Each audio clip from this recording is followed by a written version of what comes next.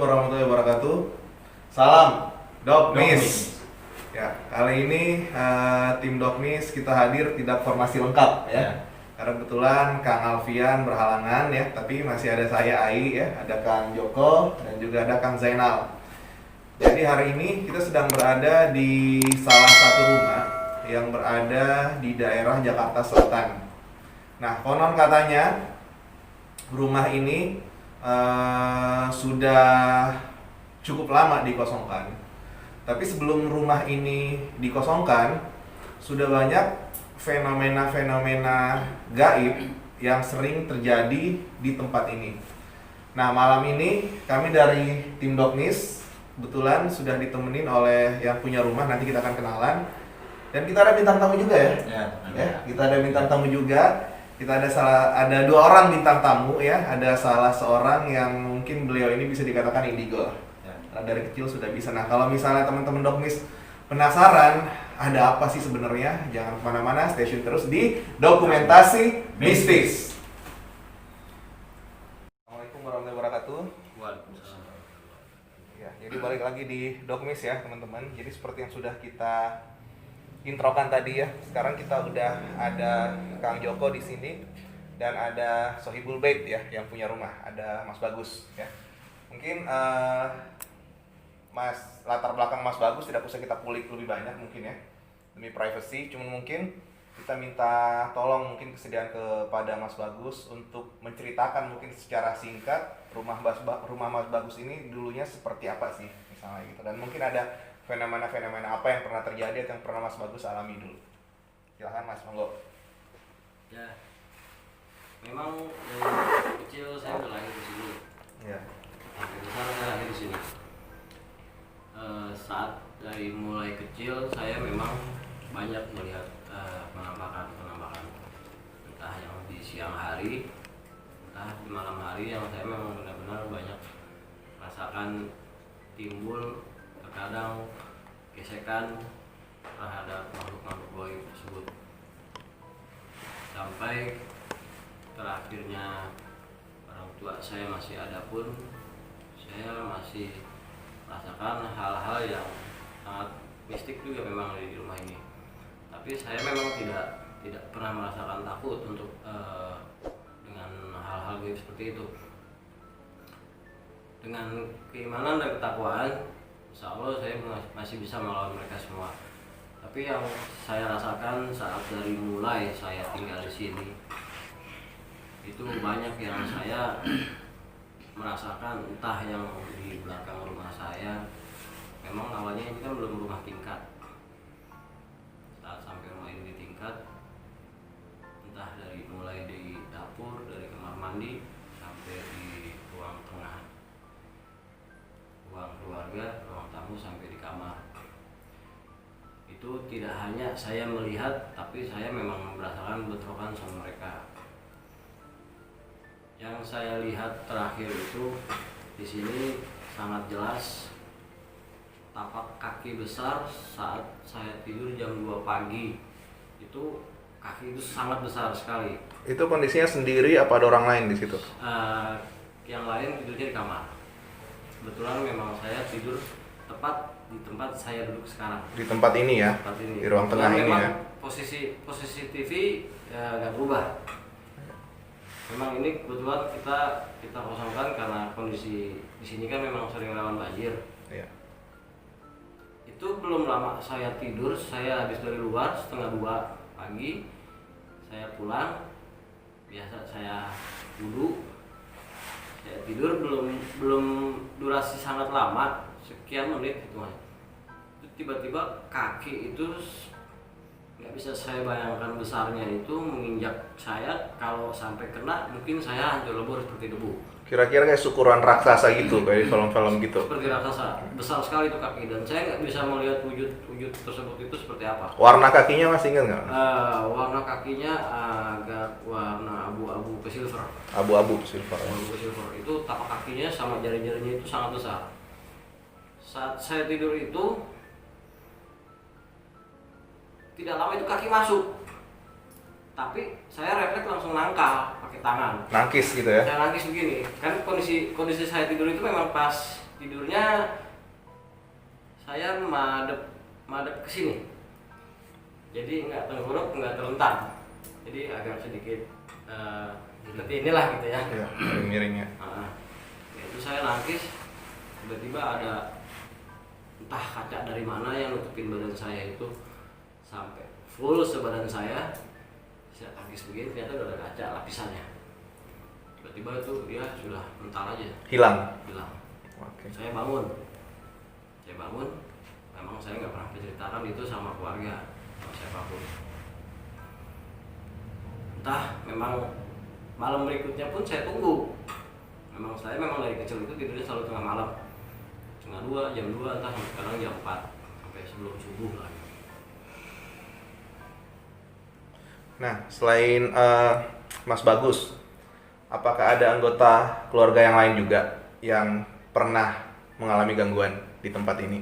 Mungkin dari kakak yang pertama. Kakak yang pertama itu memang dia sangat peka merasakan. Sensitif gitu ya?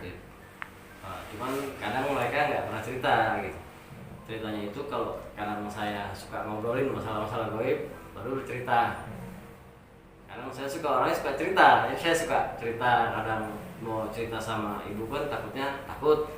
Kadang cerita sama bapak yang suka kadang ngobrol sama saya gitu. Cuman bapak cuma bilang apa-apa kamu masih bisa tanganin, katanya bapak gitu. Jadi selama itu ya saya memang nggak pernah pulang malam pun nggak pernah merasakan apa-apa gitu. Cuman ada getaran dia atau dia. Tapi yang lebih banyak saya di sini memang banyak saya diganggu, tapi saya nggak pernah takut dengan mereka. Kalau yang kakak tuh bentuk gangguannya seperti apa, Mas? Kalau kakak masih penampakan aja biasanya. Penampakan. Tidak sampai mempengaruhi fisik, sampai mungkin jatuh sakit atau mungkin demam atau apa? Yang setahu saya selama tinggal sama dia nggak pernah merasakan sakit atau apapun nggak. Cuma dia yang cerita kadang suka lihat tak apa. Yang itu senggolan memang dari saya. Kalau kakak yang perempuan maksudnya ke dia. Maksudnya gimana, Mas? Lemahnya di dia. Oke. Bisa masuk ke badannya dia. Gaibnya itu maksudnya. Itu. Jadi entahlah dia ngomongnya ngawur. Jadi kayak sering kerasukan gitu. Kayak kerasukan. Oke. Kayak sambet. Dan itu sering ya? Itu lebih sering. Sering ya? Sering dari zaman dia kecil itu sampai dia kemarin menikah pun masih seperti itu. Sampai sudah punya anak pun masih seperti itu. Kalau ayah sama ibu, beliau gimana? Bisa melihat juga, pernah cerita ke Mas Bagus mungkin? Ada pengalamannya apa bagaimana? Kalau ibu sama bapak agak berbeda memang. Kalau bapak mungkin masih bisa bercerita. Oh ada di sini, cuman nggak pernah memperjelas seperti apanya. Kalau ibu pun sama, nggak terlalu menceritakan masalah goib.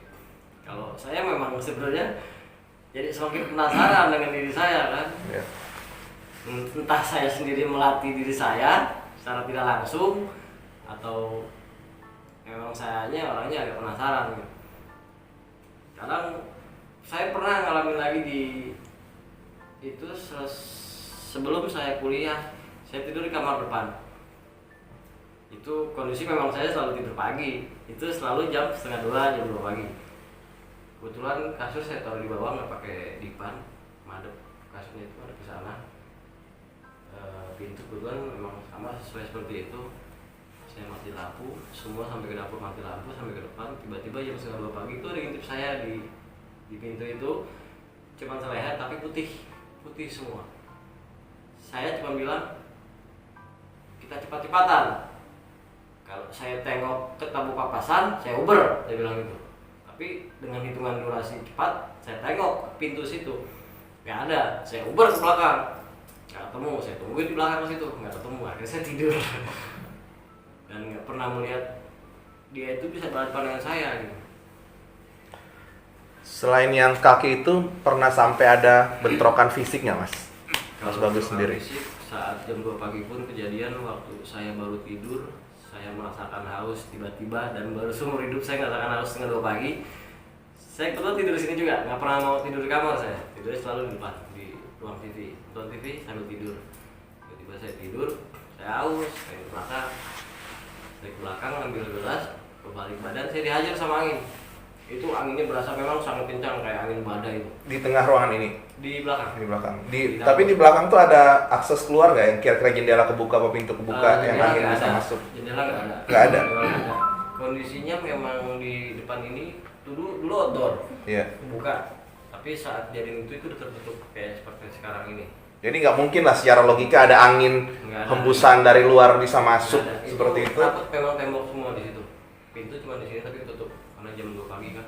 Nah ini benar-benar berasa kayak dihembus Berasa. gitu ya, ditabrak angin gitu ya. Ditabrak angin. Jadi saya kan saat ngambil gelas itu balik badan itu gelas memang saya pegang keras. Saya terbalik badan itu saya dihajar angin, gelas itu sampai lepas dari tangan saya, sampai pecah. Jatuh. Berarti kadar gangguannya memang sudah sampai seperti itu ya. Oke.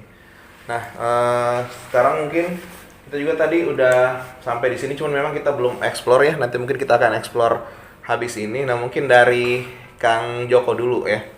Nah, Kang Joko sebelumnya udah pernah kesini ya? Oh sering. Sering ya? Sering. Oke, Kang Joko sebelumnya udah pernah kesini. Mungkin yang dulu-dulu Kang Joko punya pengalaman apa nih waktu main ke rumah Mas Bagus ini? Yang kira-kira paling diinget deh sama Kang Joko dulu apa gitu? Kalau saat saya main di sini, memang sih hawanya hawa beda ya. Kalau misalkan kita biasanya kalau di rumah itu kan adem atau gimana. Cuman kalau saya ngerasain di sini, cuman namanya kita tamu kan dulu, jadi nggak begitu gimana lah. Karena si Bagus ini memang kawan dekat saya waktu satu kerjaan. Jadi cuman ngerasain kadang panas, kadang ada yang hadir, kadang gangguan apa, saya iseng, saya ngobrol sama dia, sama ceritanya seperti itu ya, paling tukar-tukar ceritanya. Tapi pernah suatu saat itu saya pokoknya jalan di atas itu saya nemuin satu nuansa agak beda ya, dalam arti kata tembok tapi waktu itu ada dia, saya bilang sama dia, ini apaan ya tembok ini, kalau saya pegang secara batin dia itu kayak balon Membal gitu. membal. Setelah saya telisik ternyata ini kayak gimana ya, kayak satu pintu apa ya, pintu mungkin ke dimensi lain ya, cuman di ujungnya itu saya lihat itu laut Bentuk pintu. bulat Berarti mungkin lebih kayak portal ya. seperti portal. Bukan ya, pintu ya? portal. Memang Portal kalau ya. saya rasa kalau kita kalau logika saja jasmani sih kita pegang itu tembok biasa seperti ini. Tapi kalau kita merasakan ke batin itu kayak embel. Oke. Nah pas saya terisik lagi lebih jauh ternyata itu saya ya entah sih, saya juga sempat nanya sama dia nih maksudnya apa, kok ini di ujung ini adalah laut selatan kidul. Yang Kang Joko lihat waktu itu ujungnya laut. Laut kidul, ya? Laut. Jadi pintu ini laut. Nah makanya waktu itu pernah cerita saat almarhum ibunya Bagus ini masih ada di sini, sering ada timpukan batu Di tempat itu. di kamar ini. Oh, di kamar ini. Nah, Oh, jadi rumah. kalau saya sih ngambil kesimpulannya, mungkin itu entah benda, entah apa, mungkin dia ya itu dari posisi apa gaibnya itu dari ruangnya dia masuk ke dalam. Oke. Jadi entah itu ada batunya atau enggak, tapi kalau dia cerita sih selalu begitu, katanya ada lemparan batu. Itu doang sih yang saya rasakan lebih besar. Sebenarnya yang saya bingung itu doang. Itu apa gitu? Nah ini pintu itu maksudnya apa? Portal ini apa gitu ya? Portal ini apa gitu loh. Oke. Itu Nah, doang sih. teman-teman Doknis, kalau misalnya penasaran apa, kita akan lanjutkan penelusurannya setelah ini ya. Stay tune terus di Dokumentasi Mistis.